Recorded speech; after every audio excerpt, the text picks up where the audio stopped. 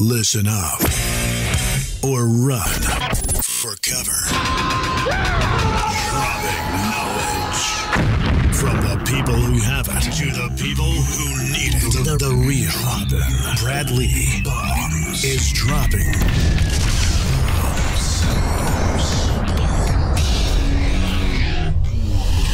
What it is, Brad Lee back again with another episode of Dropping Bombs. Today in the studio, boy, do I have a real treat for you, especially if you're into Bitcoin.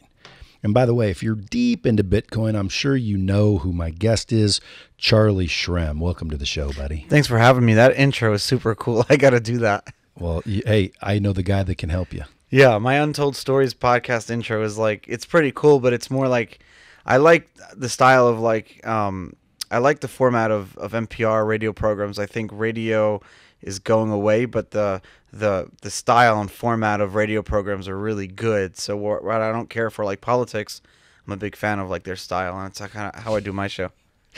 By the way, folks, he's got his own podcast called Untold Stories. You can go to untoldstories.com and check it out. Matter of fact, you should, because it's filled with untold stories. Some of them we're going to tell today on Dropping Bombs, though. Yeah, big stories, like stories you've been wanting to hear, or maybe you didn't even realize that was going on, but stories.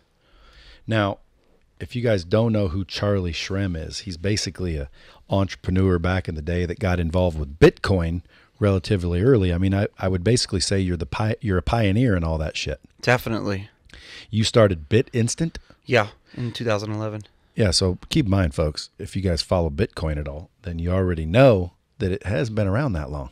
Matter of fact, it was how long do you think it was been around before anyone even knew about Bitcoin? I mean, so like 2009 was when it was started being talked about publicly on the internet. Satoshi Nakamoto, the creator, started talking about it. But I mean, there are a lot of people that think that Bitcoin could have been invented maybe even like in the 2000s, like 20, 30 years ago. Who knows, maybe in the 90s, because the technology that Bitcoin uses is not really anything new. It's technologies that existed for a long time that Satoshi kind of brought together and figured out how to use it. Exactly.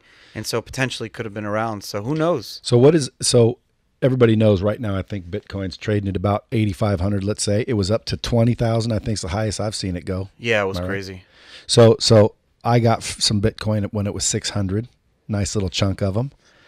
So I'm a fan of Bitcoin. I'm a bigger fan in the blockchain, because that's really what's valuable, if you ask me. But I'm not Charlie Shrem, so what the fuck do I know? However, you at one time had a shitload of Bitcoins. Yeah, I think a lot of people did. What's the most Bitcoins you've ever had in your possession? At any given one time, I mean, probably thousands, hundreds. I don't know. There's no way to really know, because I was running this company, so they weren't my Bitcoin, but I was running. No. I'm talking about your own personal. Me personal? I don't know, man. I can't talk about that on a show. Well, is it more than 1,000? I can't say. Under 1,000. I can't say anything. I only have half a Bitcoin, actually. Is that all you're allowed to have? No, I don't know. It's like, well, asking someone how much Bitcoin they've had is like walking up to a random person on the street and say, hey, why don't you have kids yet, or something like that. I know, but I do ask people that. Yeah. Especially if I'm curious. Sometimes when you look at people, you don't have to wonder why they don't have kids. No, that's mean. But at the end of the day, I'm curious, because you were dicking around with Bitcoin when it had no value. That's the funny thing too. It's like, so we started BitInstant in 2011, not because we were like, oh, Bitcoin is going to be so valuable, let's sell it. And we were like 30% of all the global transaction volume of people buying and selling Bitcoin. But it was more because people were interested in this thing as like a science experiment and a fun, geeky thing. Not because, oh, if I buy it now, it'll be worth $20,000 in the future. Yeah. So there was no like real value. It was more of just for fun. Yeah. Cryptocurrency. Yeah. The old crypto. And by the way, people confuse cryptocurrency with Bitcoin, even though Bitcoin is cryptocurrency. Doesn't mean all cryptocurrency is Bitcoin. You know, you gave a really good, you said something really good earlier. You said, I'm more interested in blockchain. And that's kind of cool, because it's like, so you know how like cannabis has been around forever, but all of a sudden people are like realizing like the CBD properties, and they're extracting that out. That's kind of like blockchain. It's like everyone talked about Bitcoin for so long, and now everyone's saying, well, actually, like Bitcoin's amazing, but if we kind of extract the blockchain properties and utilize that for other things, that's like a really good thing to do. Yeah. So, for example, correct me if I'm wrong, but Bitcoin is simply a reward for adding on to the blockchain, for solving an algorithm, solving a puzzle that allows another link in the chain to be created, which now stores more shit securely, and the Bitcoin is the reward for doing so. Exactly right. So if you're one of these, miners or whatever they call them, and you're holding on to, you're running your computers all day solving these complex mathematical problems, you're being rewarded in these Bitcoins for doing that. Yeah. So, and the algorithms get harder and harder, which means the computing power gets more and more expensive Over time, yeah. Well, the only thing I don't understand is, like they say, there's 21 million ever. That's all there'll ever be. Who gives a fuck when they're fractional? Like I can make a billionth of a Bitcoin. Exactly. It's which more means like there's unlimited Bitcoin. The reason Satoshi did that, the actual number he said was like arbitrary. Like it could have been 21, 27. It doesn't matter. The point of it is like, imagine if the Federal Reserve said this is how much money is going to be printed for the next 1,000 years, and it's never going to change. The fact that now the banks can't manipulate our currency anymore removes that debasement and manipulation out of the hands of them, and it's like preset. It's like the printing press is on autopilot. So once you know what that number is of how much new money comes into existence, it allows for more of like a freer, fair markets. I would agree with that up until you can fractionalize a Bitcoin. Yeah. Well, then there is no limit. People are already doing that now. So one Bitcoin can be divided. So let's just say you take 0.1234567, then the number 1. So that's the lowest amount of denominations you can ever do. That 1 is called 1 Satoshis or 1 Sats. So I have like an app right now. Like I have a Bitcoin wallet I'm opening up. It's called the Sats app. And because realistically, when Bitcoin's worth hundreds of thousands of dollars, 1 Satoshi, which is, 8 zeros, that's going to be worth, a few dollars. And most people are going to be transaction buying a cup of coffee, whatever. Yeah, well, that's the true max. Yeah, exactly. So if you have 20,000 sats in your app, then you have 0.0123, 20. But if I'm bad at math. Yeah, but if you can do the math, take 21 million Bitcoin divided by 8/10 or whatever you do the math. There's enough for the stars in the universe. There's yeah, but that's the max. That's the max. So it's 21 million times point. Like it's crazy. It's like infinite. It's 21 million times 800 million or something like that. It's a crazy number. Yeah, not to mention the blockchain, like you said, when they take out the CBD portions of the hemp and the marijuana. CBD chain. No, but the blockchain, that is what I always refer to as like an unfuckable ledger. Now, that's valuable. That's the whole point of Bitcoin, is that unfuckable ledger. And then when you can take that ledger system and apply it to other industries, anything, it gets really exciting. Like even like I gave a talk yesterday, like supply chains of bananas. You could apply it to anything. And it's really cool because imagine one day walking into the grocery store. Some people who are big health nuts would love this, but I'm more interested for like it's a cool factor of it, even though it has real utility. But imagine being able to walk into the grocery store and on a bunch of bananas. Is it bunch of bananas? I know it's like a pride of lions, and is it bunch of bananas? I don't know what. Okay, because there could have been like a weird name, like a hodgepodge of hedgehogs or something like that. I don't know if that's real. I made that up just now. I think it's banana. I think it's a bunch of bananas. Okay, yeah. So imagine being able to go to a bunch of bananas and there's a QR code on it, and imagine being able to scan it, and you know exactly where that banana has been from ground until it actually got to that grocery store. And right now, the dole or whoever makes the banana doesn't want you to know. That banana that you're about to eat has probably sat in like 30 different warehouses over the past like 6 weeks. It's disgusting. So if now that becomes public and it's an uncorruptible ledger that you can know where the banana is, these companies are going to be more concerned because there's transparency, and you'll have a better quality product.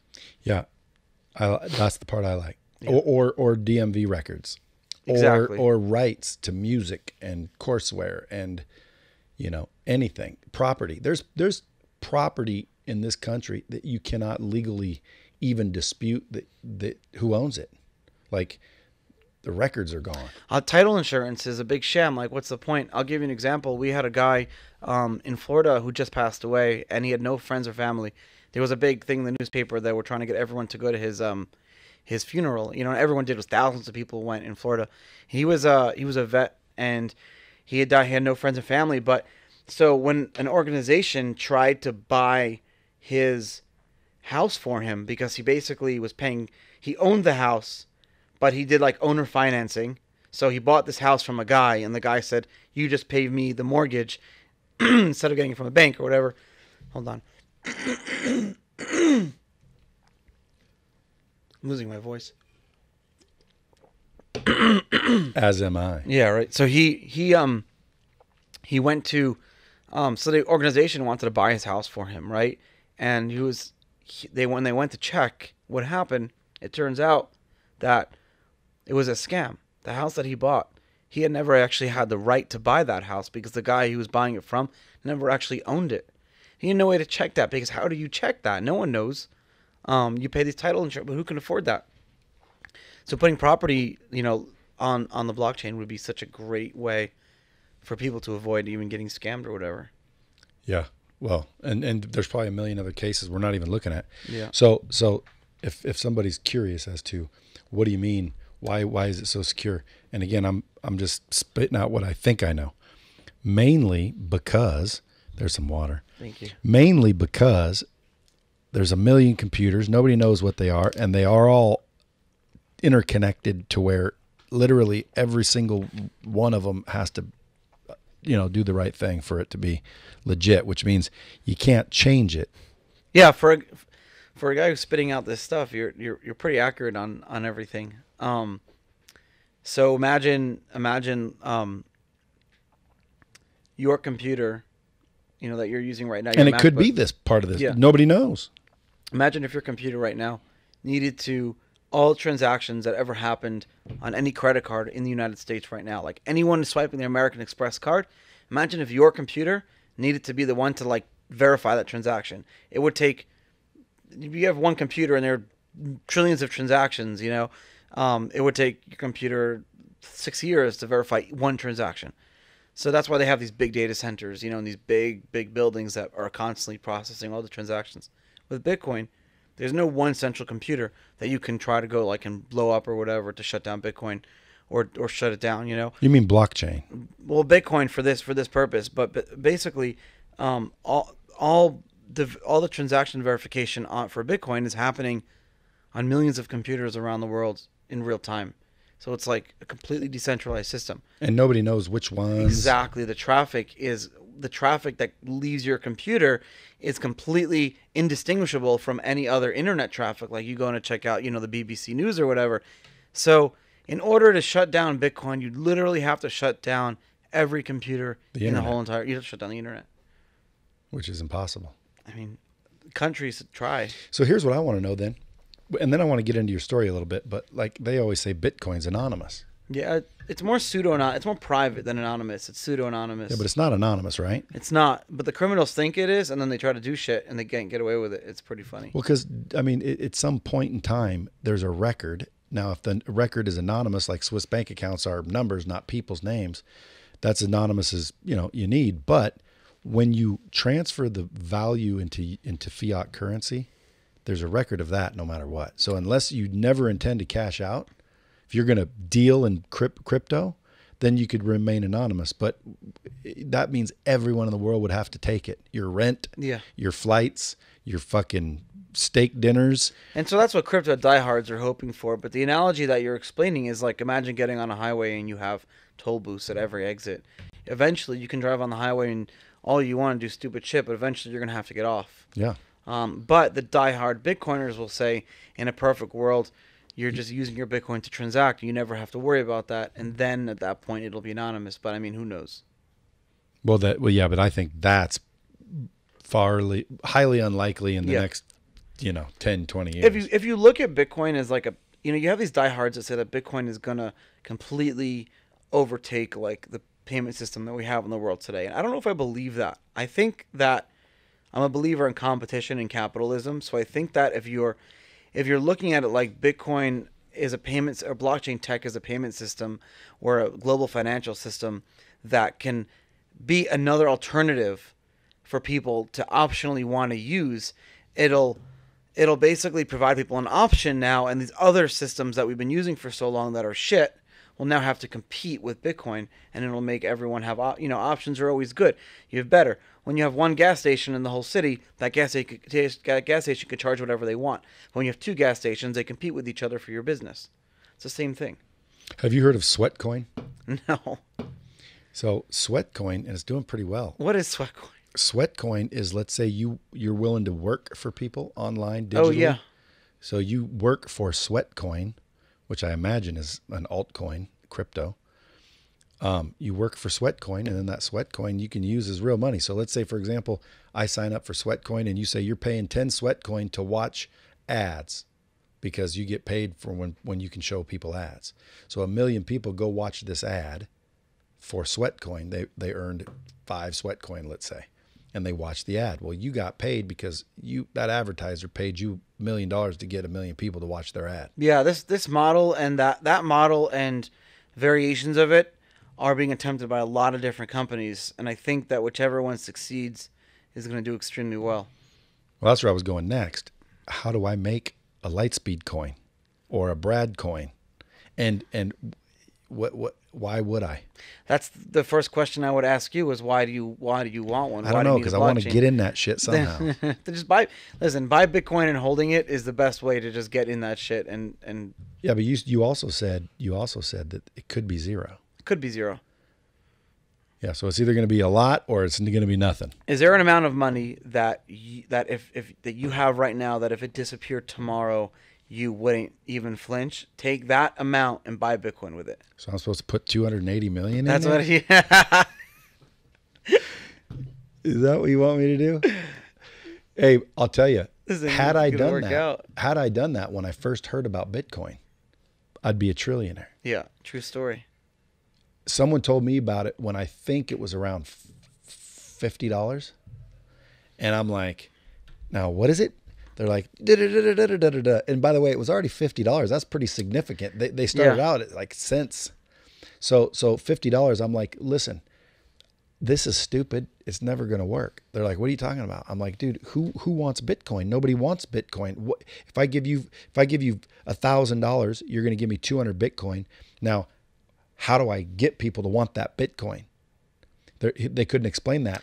So if they could have explained it, like if I would have talked to you when it was 50, but there's no I would be a trillionaire. Yeah. Because you would have explained it better than these idiots who tried to get me in at 50, which I turned out to be the idiot because we all know what happened. Because if someone would have convinced me, I probably would have put 20 G's at $50 each. Yeah. How many would that have the gotten famous me? quote that's 4,000? The famous no, quote, 400. The famous quote that Satoshi said was, I don't have time to explain it to you. If you don't understand it, I'm sorry. That's what Satoshi himself said to people. Now you say it like that's an individual. Is it an individual? I think it's a group of people, just from the writing styles that was going on during those years.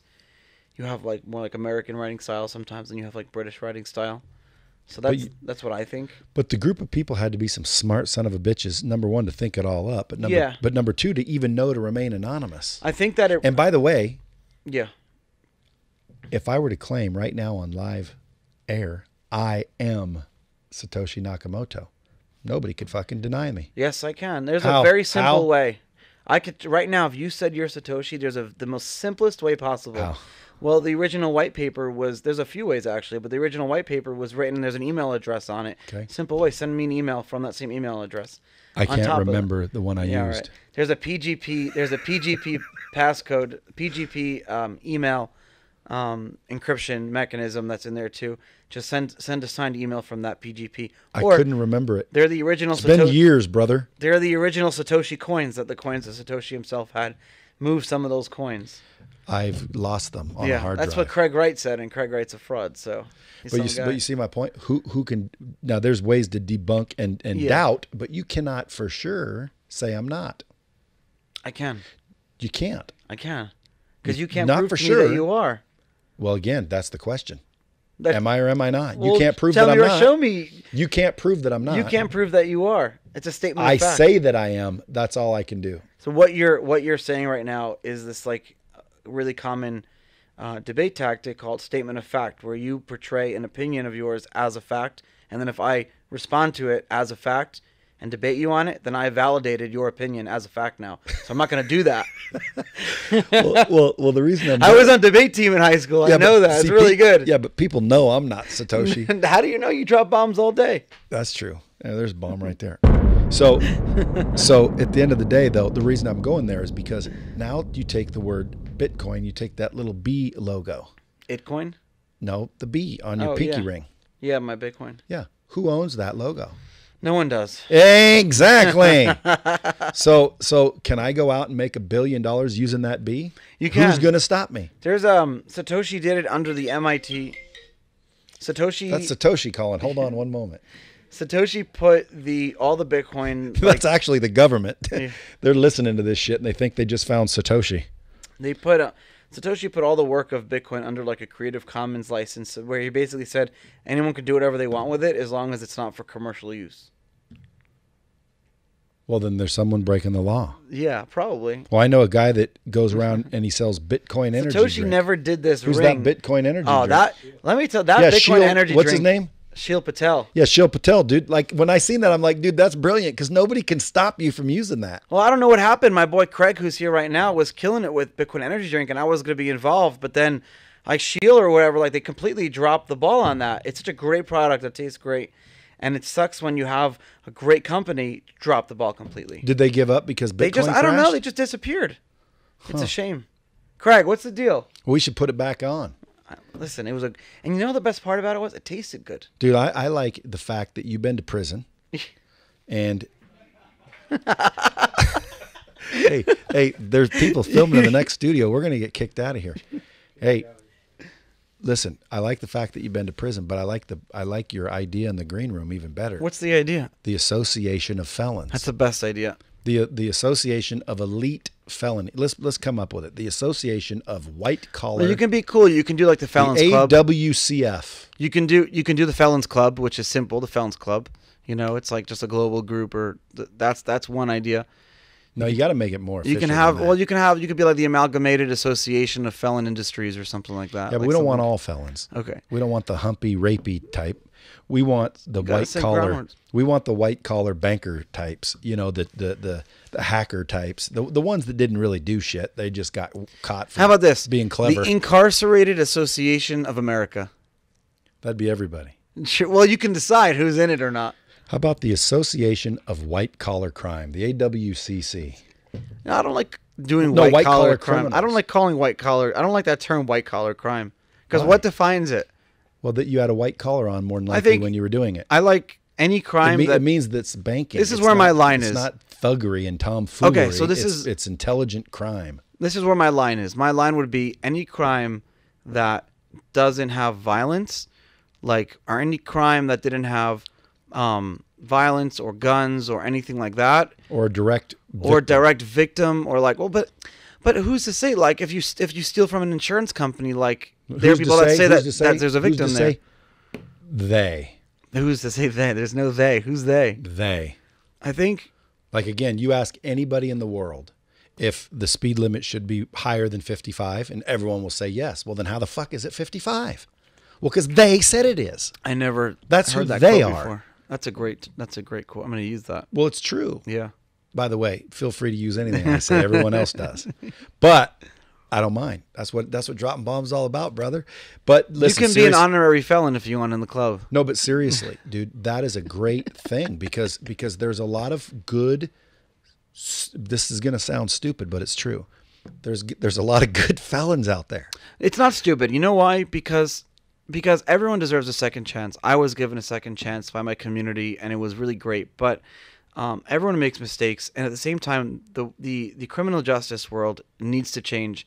The problem is that most people don't care, and because most people don't care, the criminal justice industry, which is fucking huge. Can I say fuck on the show? Yeah, it's fucking huge. They can do whatever they want. I mean, the shit that they get away with, it's staggering, and it happens in our country right under our noses. But no one really cares because Who cares about felons? But you don't care until it happens to you or someone you know and love, and And then it will, you care. and it will.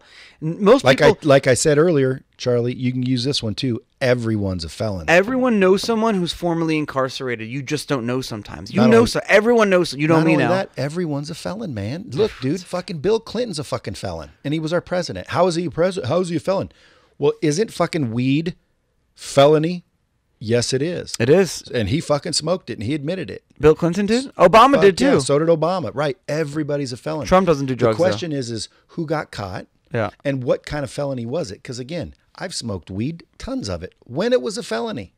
So technically, I'm a felon. I just didn't get caught for smoking weed. I've sold weed, supposedly and allegedly. Always add that, by the way, in case someone's For listening. education purposes only. That's right. So I've sold weed. I've sold coke allegedly. Allegedly. Now again, was I a big time coke dealer in Detroit? No. But my buddy said, "Hey, can you get me an 8-ball?" And I said, "Sure." Allegedly.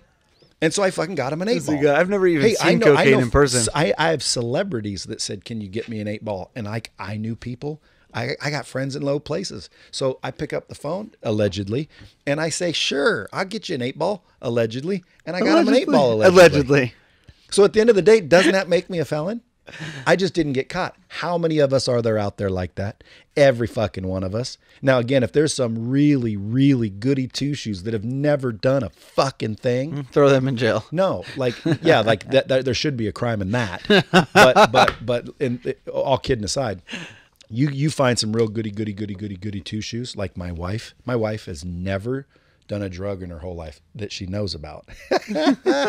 Anyway, I told her it was CBD, but anyway, GHB? No, I told her to smoke on the pen the other day, and she said, "What is it?" And I said, "It's just CBD, babe." But it wasn't. It was. Can I ask you a question? I'm joking. Can I wouldn't do that to Can her. I ask you a question? So, I've been out of the so when I got arrested 6 years ago, I couldn't smoke weed, and so, which was fine because I allegedly smoked a lot of it. But so the question I have for you is, the cannabis world has changed a lot in the past like 6 years. Yeah. What's the deal with CBD? Is it a gimmick? No. Is it like did it actually Dude, let me work? tell you something about CBD. Tell me. Do you You sell any CBD products? Not yet. Okay. I do have a thing coming out. It's going to be huge. But CBD, you actually have in your body CBD receptors. So like your physiology is made up of CBD receptors. Now, why would your body become equipped with CBD receptors if we weren't intended to have CBD? No, I know. I understand that. I guess does it work is more of a Yes, question. it If I have a fucking headache works. and I take CBD, I won't get stoned. Rather, I would just not have a headache anymore. Well, you definitely wouldn't get stoned because there's no THC. But you in it. just said no headache would go away, basically. Well, again, it works on various people various ways, but ideally the idea that is sounds yes. gimmicky. It's not It works on gimmicky, various dude. people various ways. Yeah, like dude, like people have different body types and DNA and freaking microbiome, and everybody's an individual. So like if you've ever taken acid, you might trip out where someone else doesn't trip out the same, but you both trip out, meaning CBD will help you. The question is will it make your headache go away? Well, I don't fucking know Yeah, why you you're have a right. headache. It's a good point. Maybe. Yeah, you're right. I have to keep an open mind for these things. Yeah, I like it guess I've doesn't never cure tried it. cancer. So like you smoke CBD, my A lot of- headache a ain't lot of going people away. treat it Well, like it your cures headache is cancer. caused from a fucking 7-meter fucking tumor in your medulla oblongata. Then no, CBD is not going to make your fucking headache. Yeah, go but away. Advil would work. Advil could work, but I'd prefer Aleve. You like Aleve? Yeah. I always thought Aleve was for back pain. No, dude, I had a toothache one time. My toothache wouldn't go away. I tried everything. Fucking, they gave me at the dentist. They gave me what do you call it? Oxycodone or like Yeah, I want illegal shit. Dude, I flush that shit down the toilet. I know, but they gave it to me, so I take the fucking I don't pain do pill, that. and it kind of goes away for Yeah. a couple hours, and then bam, I got to take another pill. Well, my friend said, "Here, take a leave," and I said, "Shut the fuck up! I got codeine or whatever this shit was." And You they got said, fucking heroin, man. That's heroin. no, they said take this. Yeah. And so I took to a leave, and I'll be damned if my fucking tooth didn't go. My pain went away immediately. So literally, I'd start telling people, anybody with a toothache, I'd say, try to Aleve. And dude, their pain would go away instantly. Maybe it had CBD One in day it. I'm going to be sitting in the most immense tooth pain I've ever had, and I'm going to take Aleve. and be like, the motherfucking Brad Lee. Call that guy back. Because Let him know. it's naproxen, not ibuprofen. Okay. And then there's like 3 different chemicals. Advil, Tylenol, and Aleve are like 3 different things. There's one of them that you shouldn't have when you're drinking. I think it's Advil or Tylenol. I forget. I don't know, but I have Tylenol before I drink so I don't get a hangover. That's the move. Have I not supposed to do that? And that's another thing. I think you're okay. I think if you're taking like 18 Tylenol a day and drinking every day on it, then you'll have like liver failure, but I think it's okay. Well, here's what I want to know. So people think conspiracy theories are bad and, lame and all that. Do you believe in conspiracy theories? I technically do in some cases. Why? Because it makes better sense. Conspiracy theories are just the market not being satisfied with the answer that someone gave us. Of course. Okay, so when you listen to any ad, like Lunestra, sleep peacefully throughout the night with Lunestra or whatever it is, and then it point blank in the commercial, if you're listening, says might cause dizziness, diarrhea, death, suicidal thoughts, and we're still taking the shit. And they get the people, they get very like sultry. Like my wife's a voiceover artist. Her website's bookcourtney.com. And so like they hire her for like the sultry voice to like make you want to buy shit. Cause so how is she'll that? Be like, give me a foot massage. And I'll be like, yes. So how is that legal? Like it's legal. The FDA says it's okay to sell Lunestra that might cause dizziness, diarrhea, drippy dick, whatever the hell the problems are.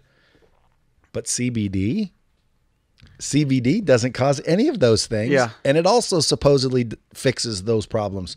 So my question is, why is it illegal? Well, it's illegal because if you look back, the DuPont family and a couple of powerful families, like Andrew Carnegie, which was really Carnegie, but you go look at the Rockefellers, right? And all the big tycoons way back in the day, dude, they owned everything. Mm-hmm. They didn't let you vote unless you owned land. I guarantee you, as soon as, so it's very smart. As soon as Big Pharma is going to own all of MedMen and all these Curaleaf, they're going to own them all. And then, as I'm telling you, as soon as they own them all, they're going to throw a bunch of money, put it all on the ballots, and the federal government's going to be like, all right, it's legal now. And we're going to be stuck with... It's already legal. I know. Well, in Nevada it is, but most of the rest of the country it's not. Well, au contraire. There's 16 states where it's completely legal. It's just not federally legal anywhere. That's what I mean. So it's going to be federally legal once Big Pharma owns it. Only if Trump does it. I don't think he'll do it. I think there's a good chance of a Democratic president doing it. But what do I know? I can't even vote. I'm a felon. You can vote. No, I didn't accept the rights back. You didn't accept it? I don't accept it. Everyone was like coming up to me. Yeah, I went to the polling station. I voted just so you can get your rights back. I was like, why'd you do that? Dude, not being able to vote is the best way out of political conversations.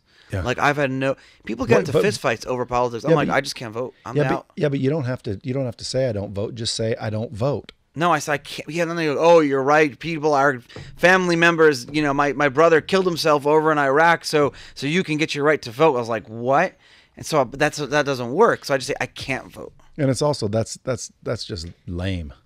They don't go to Iraq and fight so we can fucking vote. That's what they say. What do you think the Afghanistani ISIS are over there going? Those fuckers are voting. we need to stop this. No, they don't give a fuck about us voting. That's not why they're over there fighting. And quite frankly, they're probably I don't even know why we're over there fighting. What are we fighting for? Oil and money and big pharma and shit like that. Big pharma. Dude, it's all a scam. Like, dude, we go blow up your country. I know. And then we give you trillions of dollars to rebuild it. Mm-hmm. And we send over our companies and our consultants who are technically the friends and brothers of the presidents and the vice presidents and the fucking House of Representatives. Yeah. And look at the whole Biden thing. Yeah. Like, Dirty Joe Biden. What's so funny about Biden, and I'm so apolitical, but what's so funny about the Biden thing is that no one is talking about what if he actually did or what he like the corruption allegations themselves. Everyone's just talking about it like, did Trump do something wrong? And that's like, can we talk about that for a second? Like, did he actually like do that corruption and do that really bad shit? Well, that's why no one's asking those questions. Well, there are, but they're not being publicized. Yeah. Why? Well, because dude, that's the real question. Yeah. Like, what the fuck did he do? What the fuck did he actually do? Like, that sounds. It sounds like he sat on the board of this company that like bribed the Ukrainian government. That's like some shady shit. I was in jail with. They read the transcripts. That's not what he said at all. That's not what happened at all. All he said is you should fucking investigate the fact that this guy's kid. How shit goes on over there. It's like I quid pro quo. So yeah, but all he said was you should investigate this guy's kid because he's getting $50,000 a month and he has no fucking clue how to do anything in energy. So why would an energy company hire this kid for 50 G's? You should look into it. I will, yeah. Like, that's just common I was sense. in jail with guys who were going to be there for like 30 years for like bribing someone in Mexico to build a Walmart or something like that. Well, the controversy comes in when, that's his political rival. Yeah. So, hey, you can't do that. Well, again, here comes what's fair in this world anymore. And by the way, I'm apolitical. Like, I don't give a fuck. That's my viewpoint. I think the whole system needs to be more fair. I just don't think anyone can change it. I think if anyone actually did change anything, they'd end up killed like JFK. This is what I'm going to say, because you have a lot of listeners on this show. You have a ton of listeners, and I want to say one thing about voting and our elections and our government and things like this. This is what I'm going to say. Vote local. Like, it doesn't matter who the fuck president is. It doesn't even no one even cares about your congressman. Like, it's stupid. You know what you should be voting for? Go to your local city councilman, your mayor, your just fucking school board, your sheriff. Vote for those people, because it's the sheriff that's the one that you should be voting for, and your local judge. But no one goes out. So in my city, you have like 100,000 people that live there. Like 2,000 people go out and vote for the city councilman. So the city councilman can basically pay to be in city council, and they have all the power. They're the one who are basically doing all your property taxes. They're the one who are doing all your state and local taxes. They're the ones who are building the roads over there. They're the ones doing everything that affect your life. Vote for those people. Don't vote for the president. Who cares about that? Yeah, I agree. Let's get back to Bitcoin, because I got some questions. So you went to prison for what, 2-3 years? You got sentenced to 2-3 years? I did a year of house arrest, and then I did 18 months in federal jurisdiction. Out in Pennsylvania. Was that an FCI low? Yeah, it was part of a compound of a camp, a low, and like a super max. So if you shut down. Well, in the camps, from what I heard, if you wanted to escape, you just call a cab. The camps one of those. The camp. None of the camps have fences, because like, why would someone run if they have less than 10 years? You can't be in a camp unless you have less than 10 years on your sentence. And then I did 3 years of probation. And now you're free and clear. As of a few weeks ago, yeah. Well, congratulations. Thank you. It was very difficult. Well, they try to keep you in that shit. But so you went out to Pennsylvania. I forget which one. Lewisburg. How was that? What do you mean? Was there bocce ball? There was bocce, actually. Was there fucking swimming pools? There was no swimming pool. Golf? There was no golf. I did play in an ultimate frisbee league, though. It wasn't that tough a time, was it? I have to say, jail sucks. Well, sure it does. Well, yeah, no, but it really does. Like, it just sucks. Like, now, it's by just the way, the worst. did you have a job? I had a job. What was your job? At first I taught in the education department, so I taught people like GEDs. But the cooler job I had was I drove a snowplow and a street sweeper every day. Okay, and how much did they pay you? $50, $54 a month. Okay, so now again, and that's a high-paying job. I know, but look, that is fucking illegal. Yeah, that is an illegal thing to do. But hit the bomb button. I'm gonna drop a bomb right now. How many federal employees are there? How many federal buildings are there in the country? Tens of thousands. Yep. Millions of federal employees. Every piece of furniture, every chair, every desk, every piece of furniture in every federal building in the whole country is built by inmates for slave labor prices. Yeah. It's all built by inmates. Well, that's where I was going. That's illegal. So you know what they say? They say, oh, no, you're a criminal. You don't get the same rules and rights as everybody else. But to you and I, that seems like crazy. But when you're on the inside, that's the best job.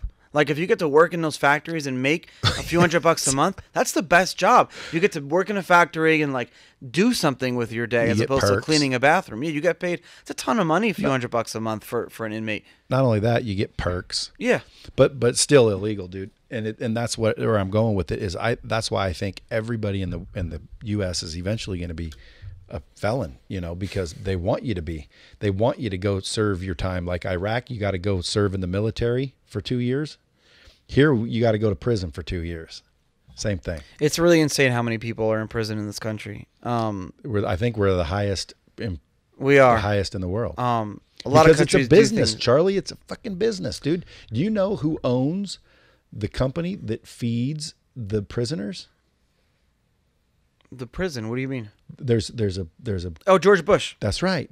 Fucking George. Every inmate knows that. Is that not like some sort we of all know that, conflict of interest? George Bush owns the company that feeds the prisoners, and the prisoners are the motherfuckers picking the corn. I love how you knew that. No, I didn't know people knew that. Every inmate knows that, but I didn't know you like most people outside. Dude, I'm a inmates, learned motherfucker. You know shit right now. I'm learned. But yeah, no, it's How do true. I know about Bitcoin so much? I'm learned. I just like to learn.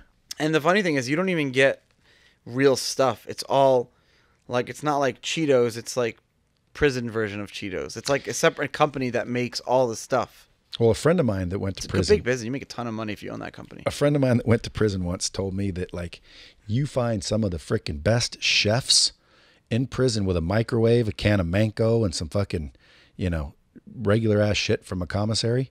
You make like baked apple pie in a microwave. How do you do that? I can tell you right now how to make a cheesecake in a microwave. How? I used to make it. Well, what you do is I'll walk you through it. You basically Okay, now listen. This is a Dropping Bombs original. Yeah, this is. You're not going to hear this on any right other now. podcast, folks. This is how you make a cheesecake. All right, microwave in a microwave. cheesecake. You ready? And I'll bet you it'll be fucking good. It was brilliant. It was the best cheesecake I ever had in my life, actually. Okay, here's how you do it. All right, so first you need to see what your flavor is going to be. So if you can get some extra apples, you can get some lemons, whatever. So what you want to do remember, is this is for people not in prison. Okay. So you can get apples and lemons and any fucking thing you want. You gotta like find them like. It's Well, you're explaining the prison way to do it. Yeah. So most of the time we didn't have flavored cheesecake. What he's talking about is like, let's say all the prisoners get a fucking lunch and they all have an apple. You got to go fucking scrounge up enough apples to do this. Yeah, you need a lot of apples for this. But my listeners, unless this is reaching the prisons, and if it is, right on, dog, stay down. So what you do is this. This is how you make the prison cheesecake. You get a pack of Oreos, or like the prison version of Oreos. Yeah. Like those, those cookies that have the cream in the middle. I'm gonna make this shit tonight. No, it's really good. So you get this cream, and then you need someone it's kind of labor intensive. Oh, sorry, Siri. It's okay. It's kind of labor intensive. So you got to take every cookie and you got to scrape the cream off and put it in like a plastic Ziploc bag or like a container. Okay, or something. so basically buy a whole bunch of Oreos and put the cream and the Oreo cream in a plastic bag. Separate thing. Yeah. Okay. Then you take the cookies and you put them in a separate thing. Okay. Then you take all the cookie that's left over, the two cookies, and you kind of mash it up and make it like a consistency of like. Can you use graham crackers? I don't know. I never tried it. I know, but dude, it has to work. The only reason you used fucking Oreos is because they were available. That's all you have. Right. So let's try to do a fucking prison microwave cheesecake with actual cheesecake shit. So you take all the cream in a separate thing, and you put, again, this is what all inmates, you get powdered coffee creamer, and then you get shelf stable like cream cheese. It's like cream cheese that comes in like ketchup packets that you get at McDonald's. And it doesn't need to be refrigerated. It's kind of weird. It's very weird, like cream cheese that can be sitting on a shelf for like. So cream powder for your coffee, like Carnation. I don't know what Carnation is. It's like the brand. Okay, and then you have shelf-stable cream cheese, which you can't even buy at stores. Like, it should be legal. Shelf-stable cream cheese. And you put that, and then you kind of mix it all together. You put all the stuff together. You put water, and then to like make it a little bit of a thicker consistency, and then you mix it around, and then you take you put water in the crust, and then you put it in the microwave for a second, just the crust, like the Oreo, and it kind of makes it warms it up, so it makes it like you can mold it, and then you take like a Tupperware container and you mold the walls and the bottom of the Tupperware with the Oreo before it hardens again when it gets not warm anymore, and then you pour all this stuff on it, the mixture of the creamer and everything. And then you put it in the microwave, and then you like put it for 10 seconds, and you spin it, and 10 seconds, and you spin it, and 10 seconds. Because our microwaves in jail didn't spin on their own, so you got to spin it and everything. And then once you do that, and you take it out, and you get a big mop bucket, like a bucket for mopping. You fill it with ice, and you put the cheesecake in the Tupperware in the ice for like 6 hours, and you got a cheesecake. How was it? It was the best thing ever. Whenever Henry would make them, I loved them. Dude, I'm telling you. You got some fucking ingenious son bitches sitting in prison. You know why? Because you got to sit there and you got nothing but time to think. What was cool was everyone had I had a recipe that I kind of concocted that worked, and so instead of other people trying to make the same thing, some guy would tell me, Charlie, I'll make you my microwave pizza if you make me your crazy Asian cheesy chicken that I used to make for people. So that was my thing. I used to make this Charlie's crazy Asian cheesy chicken dish. So you did 18 months. I did 18 months. Like, I've been drunk longer than that, so that's not very long. One day is pretty fucking long in there. So 18 months, and then you had to get out to a halfway house, I'm sure. Where was that at? Pennsylvania. And the halfway house basically said, you can't drive. Halfway house is worse than jail. Right. Oh, it's terrible. You can't drive. You can't do anything. You can't leave. It's not designed to actually get you to win. Otherwise, No. like what you can't drive. It's almost like they want to fucking hamstring you. They want you to go back. You know why? You're worth more in than out. There's a lot of money. Most of them. You're worth more out than in. It's based very on easy. taxes. It's very easy to get violated for doing anything wrong. There's very little oversight, and you really put it this way: from the day you get arrested to when you're like completely free, like off probation, your balls are always in someone else's hands. That could be a good thing. It's not a person's hands you want them to be in. I'll tell you that. All right. So It's not your wife. Your nuts are in a vice. Your nuts are in a vice constantly with someone else. Like, and these people will constantly remind you that. Like they will. All the COs in prison will remind you of that. All the people at the halfway house will remind you. Everyone. When you have people that have these little corners of power, they're going to protect their little corner of power. It's not the people at the top that you should be worried about. It's always the middle management people. You ain't lying about that. It's always like it's like the person who issues parking tickets. It's like, oh my God, it's like, but if you're nice to those people. So I had like a kind of, my thing was, I'm going to kill them with kindness. I'm going to be as nice to everyone as possible that I could be. And that worked. Well, then, and you obviously made it out alive, didn't you? Because they realized very early on that I'm not going to be a problem, creator for them. I'm just going to like leave me alone. I read a lot of books. I'll eat my food and I'll just stay out of the way. Stay out the way. So you went to prison because you were involved in that whole Silk Road. You had Bitcoin. You weren't paying attention to what they were using with it. The whole Silk Road scandal. Yeah, I was selling Bitcoin to, I had 30, 40,000 customers of people buying Bitcoin. We were like I was saying earlier, we were 30% of all the global transaction volume, but we weren't, once you had the Bitcoin, I didn't really care what you did with it. So we had a customer who was buying Bitcoin and then reselling that Bitcoin on Silk Road to people who may or may not, be buying drugs or whatever. And because I didn't stop him, then that's illegal. And technically it's a law, and I broke the law, so I went to jail for it. Now, when you say the word technically. No, there's a law. Not technically. There's a law. I broke the law. I went to jail. I'm guilty. Yeah, but you said technically. I did use say the word technically. Technically. Which means you don't really think it's wrong. You just say technically it's illegal. No, I think drugs are bad and drug selling to kids are bad and things like that are bad. Course. And also, but that's not what you did. I did. I was involved in that. Dude, they've got you brainwashed. No comment. Dude, at the end of the day, listen, the government, if they're listening, I'm just joking. Everyone's listening to this show. I'm just joking. The feds. But, dude, when you say technically, it's funny because technically there's shit that's against the law that's technically against the law. You can't tie a giraffe to a telephone pole, technically, according to the law. You can't? You didn't know that? There's a law in Nevada, or it's at Utah, that you cannot, it says you cannot tie a giraffe to a telephone pole. I did not know that. You can tie him to like a street light. And by the light. way, ignorance is no excuse. You can tie a giraffe to a street light, but you cannot tie a giraffe to a telephone pole. See, I did not know that. Dropping bombs. And by the way, technically, it doesn't matter that I didn't know that. You're right. Ignorance is not excusable. Yeah, so there's where the technical comes in. I don't agree that, if I sold him Bitcoin and he went and used it to buy weapons that killed 100,000 people, I'm not involved with that. Yes, but if you run a business that sells Bitcoin, then you have to be involved. All the banks are involved in arms dealing. Well, yeah, the banks put machines all the banks are involved in Let me ask you a question. child trafficking. Go to an ATM machine in a casino, spits out $100 bills. Why? Because I know you're using it for the casino. Go to any other ATM machine, $20 bills. Go to an ATM machine in a bad neighborhood where they sell drugs, $5 and $10 bills. You don't think the bank knows? Who decides that? Bankers. For those who can't see, I'm putting my hands up. Well, you're on camera. Oh, am I on camera the whole time? Yeah.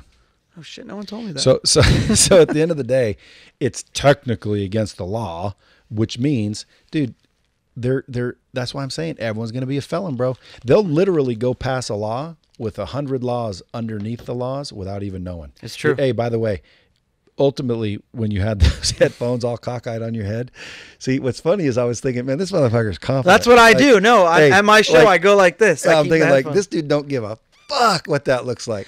Which again is good. Because my ear sweats, but bro. See, as soon as I said there's cameras, he took those fuckers off so fast.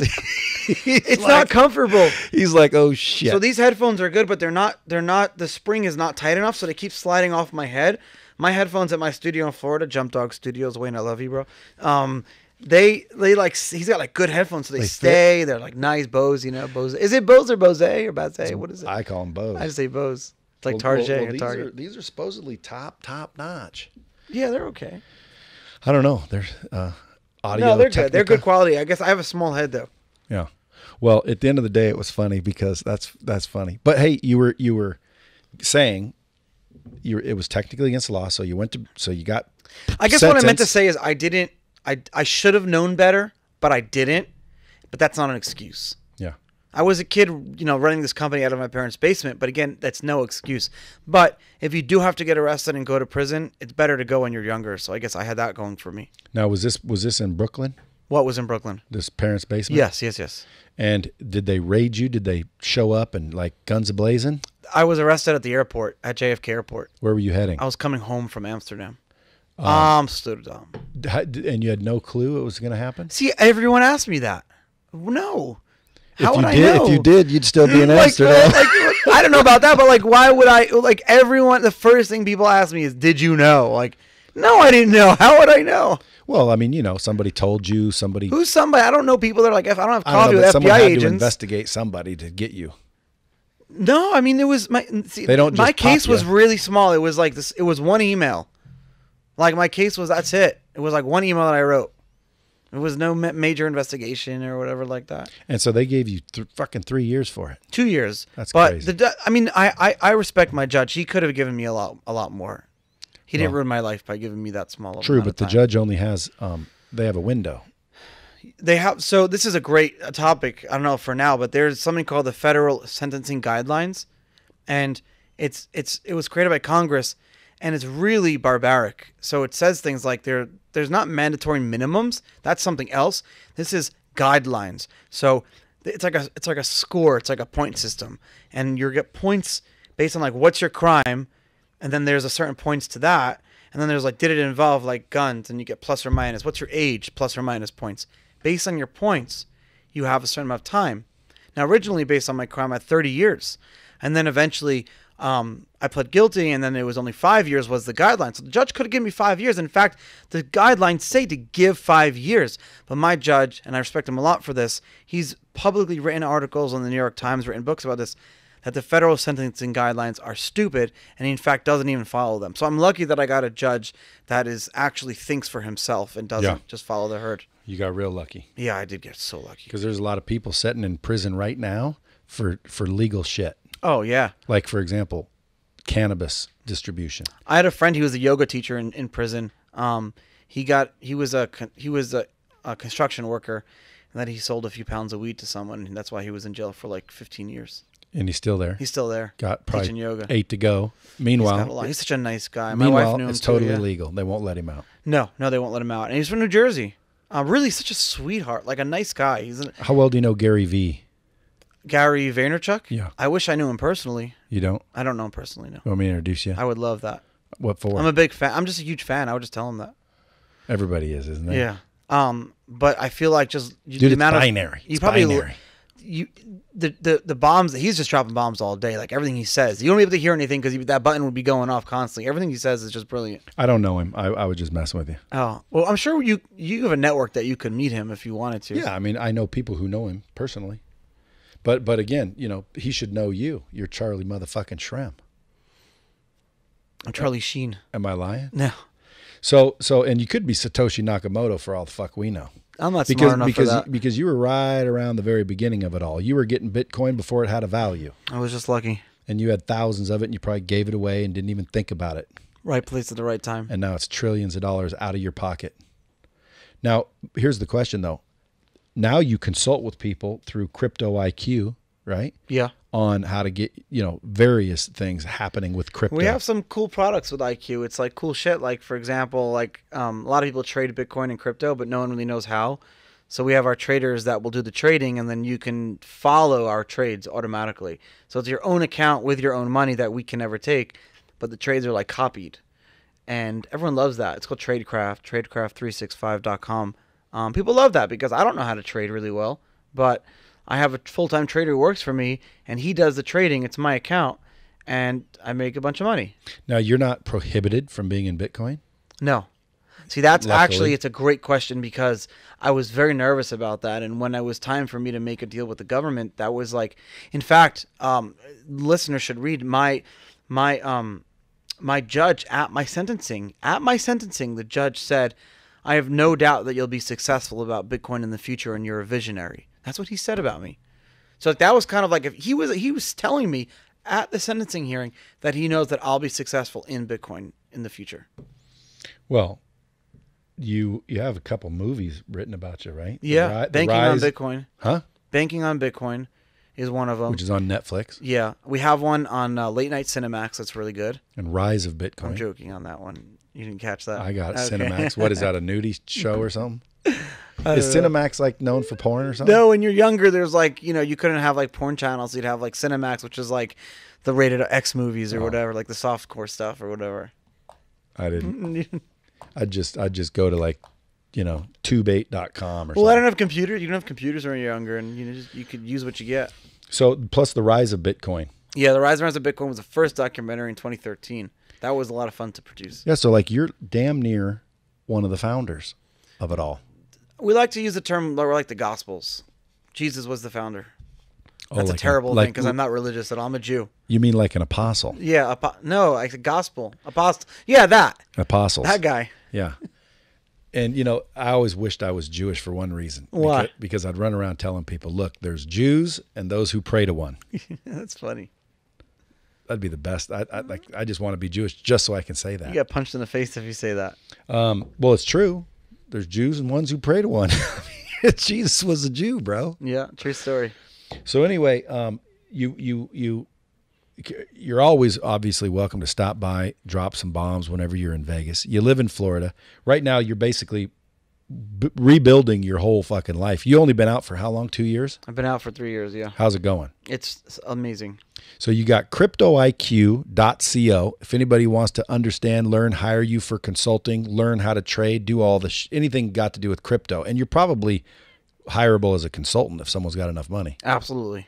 And then you've got untoldstories.com, the podcast. It's such a fun show. It's not like it's like your show. It's like more fun. It's interesting. I try to make, if I can make. Do you have guests? I have guests. If I can make my listeners laugh at least once an episode, I'm successful. It's not a super annoying, complicated bullshit like mathematical crypto show where it's like, what the hell is this guy talking about? It's like, you're just like fun and we bullshit and we tell fun stories. It's literally like, tell me stories. It's stories. It's story time, but with a lot more cursing. So untoldstories.com if you want to subscribe. I'm sure it's on Spotify, Yeah. iTunes, all that. How long has it been? How many episodes have you got? Oh, I don't even know. A bunch? I just launched the show like 3-4 months ago. How's it going? Good? I am so... Bomb Squad. I have 22 episodes. I launched 3 months ago. I do 1 episode a week, and the show's just killing it. Well, if the Bomb Squad can do anything to repay Brad Lee's generosity of always bringing you guys good people, good information, go subscribe to Untold Stories and make sure you leave them a comment and a review, #Bomb Squad. And then obviously go do it for mine too, you bastards. Because again, I mean, like, fuck, I only got like 800 reviews out of thousands and thousands of people. Yeah. It's like, this shit's free, bro. I know. Like, just leave us a 5-star. Stop the truck, get out your phone, and go fucking rate and review the shit. And most people are already logged in to their iCloud. All they have to do is literally swipe up your phone, click the podcast thing that they're listening to right now, and click the 5-star button. Boom. That's all they have to do. They don't have to sign in, enter credit card, just hit the freaking 5-star. 2 seconds. Yeah, hit the 5-star and also hit subscribe. So when an episode drops, it just automatically downloads in your phone, and then that counts for downloads, which drives up their popularity, and then the popularity shows up on these freaking top 10s or whatever, and that's how people discover new podcasts. And boom, now you got fucking Charlie at the top of the charts, which you probably will be. Dude, I need to talk to you offline about how to leverage crypto, because I'm telling you, I believe it's coming. I don't think it's going anywhere. And again, I don't care about Bitcoin or altcoins or sweat coins or dick coins or whatever you make. Dick coins. It's blockchain that matters, and that's what I believe in. The blockchain's not going anywhere. I believe the government will have its own crypto, and then pretty soon it'll outlaw fucking Bitcoin and every other crypto that works, because the whole world is fucking corrupt and controlled, and we're not going to beat it by decentralized crypto, which, by the way, is not really decentralized, is it? Is that a question? Yeah. Yeah, no, Bitcoin is... Can't be, because one time I wanted to sell Bitcoin, they said, no, we're not letting anyone sell it. Okay, Who's motherfucker. they? Exactly. Well, in this case, it was Coinbase or whatever. That's the toll booth. You just go to a different toll booth. I know, but if all the toll booths say go fuck yourself, And you're it's fucked. centralized. Then we're all fucked. That means someone's Then controlling I'm the packing shit. up and going home and back into washing dishes. Is it? But it is somewhat controlled. It is definitely not as decentralized as I'd like it to be. Yeah. So that's how we want to get there. But I believe in the blockchain. I think it's coming. I think music companies, power companies, states, the government, banks, lending institutions of all kind, they're all on it. They're all working with it. They're all making it. The question is how long is it going to take for it to become to where when you walk into Starbucks, you can use Bitcoin to buy your coffee? Yeah. And then which coin does everybody accept is what really makes it the biggest one. Why? Well, because if no one took Bitcoin anymore, but they all took Litecoin, Litecoin would be the dominant coin. Bitcoin's what started it all, correct? Yep. So that's why I think Bitcoin's the one. If you're going to buy and invest in Bitcoin for sure. Now, here's really what I wanted to find out from you. Tell me. I get people, because again, I've looked around at Bitcoin a little bit. So let's say you have fucking Shrem coin. Okay. Or mackerel coin. Whatever. Why is it you want my Bitcoin so bad for yours? Because whenever people would pitch me their coin, I'd be like, okay, Yeah. so how do I buy it? And you know what they'd say? Completely scam. Yeah, give me your fucking Bitcoin. Yeah. And I'm like, well, wait a minute. If my Bitcoin's what you want for your coin, doesn't that make the Bitcoin still the one that I should keep? Because you, with your fucked up coin, want my Bitcoin. They'll say that they're going to use your Bitcoin to make your shitcoin worth more. Doesn't matter. You want my Bitcoin for your shit coin. Yeah. To make it worth more. Okay, so common sense in my head says, well, I should keep what everybody wants, and everybody wants the Bitcoin. Not everybody wants your shit coin. No one wants your shitcoin. But that's what they're trading I out know. there, Well, right? that's what happens. You have a crazy market that can do whatever it wants. You're going to have a lot of extremes. So why don't everybody just keep your Bitcoin? It's happening. People learn lessons. When they learn their own lessons, they make their own mistakes. They will hopefully won't make the same mistake again. Are there any good coins other than Bitcoin out there that are worthy of a look? No, I don't shill coins So it's just on like my shows, or you know why? Because if I talk about one project that I like, every other project will tell me why. The next thing I know, I'm getting sued by someone for not talking about them on your podcast. or if I really want to know, just go to Tradecraft 365. Yeah, Tradecraft 365. Sign up for that and just fucking copy There you what go. you're buying and selling. Yeah, because we'll make money. A lot. We'll swing trade. Yeah, we do. Some months we do 30-40%. I mean, obviously past performance never guarantees future performance or whatever that is. But that's true for us. I mean, we've been doing really well. We do better in bear markets. Good traders make more money when the price is going down than when it's going up. What is like as far as the bots, like these farms that I keep getting pitched into, like this is a mining farm and you pay in and you X and it's all algorithm. Do you get a lot of like pitches for people with crypto related stuff? Yeah. You should just have me vet them all. Well, it'd be easy. I tell them they're all scams. One of them, this is an AI thing where it just mines all day with this AI. See, that's the thing. You're gonna let's just say you get 100. There's gonna be one that's in there that would have made you a trillionaire, and you may be missing out if you don't hire me to vet them for you. That's right. Will you vet them? Well, all I got to do is go to Tradecraft 365 because if you're doing it, then you've already vetted them. It's true, but you may want to buy the coin or be involved in the project before it hits exchanges and make it tradable for everyone else. Who do you think is the most knowledgeable Bitcoin crypto person on earth? Me. Who would be the second? My wife. Really? No, I don't know. Probably not even me. I'm just joking. Satoshi's number one, of course. Of course. And then you have like, well, it's difficult because it's very political. If I say one person now, all his followers are going to kill me, and then all the other person. It's like dude. Gary Vee doesn't worry about that shit. Well, selling wine is not political as Bitcoin is. Yeah, but he says it about social media. He says, it's not the same. People don't have egos like that. In crypto, everyone is the community is so small still. If I take a chance of throwing someone under the bus, if I do that, then it's just like everyone knows about it. Gotta be really careful. Fair enough, man. I can't get you to come out with it, but next time you're in town, swing by. We'll drop some more bombs. Folks, go follow Charlie. If you're on Instagram, it's Shrem, Shrem. Yeah. Good Jewish name. Syrian Jewish name. Yes. Do you know any Syrian Jews? No. Okay. Well, you know one now. No, I know you. But I've been excommunicated, so I'm not technically part of the Jewish community anymore. Yeah. Why? It's a long story. We'll do it on episode 2. I was going to say it's not because you broke the law. No, it's because I left. I gotcha. Well, we're gonna do another show. So at Shrem on Instagram, or you can just Twitter. Yeah, Facebook is Bitcoin Charlie, and then Twitter is at Charlie Shrem. But do yourself a favor, do me a favor, go subscribe to Untold Stories, listen to a few of his podcasts, rate that shit. And if you guys are listening, because I know there's a lot of people going, damn, this crypto's for real.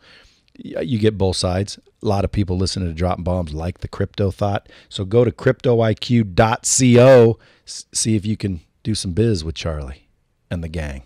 Charlie, thanks for coming in today. Thanks for having me. I appreciate it. Until next time, kids, keep it real.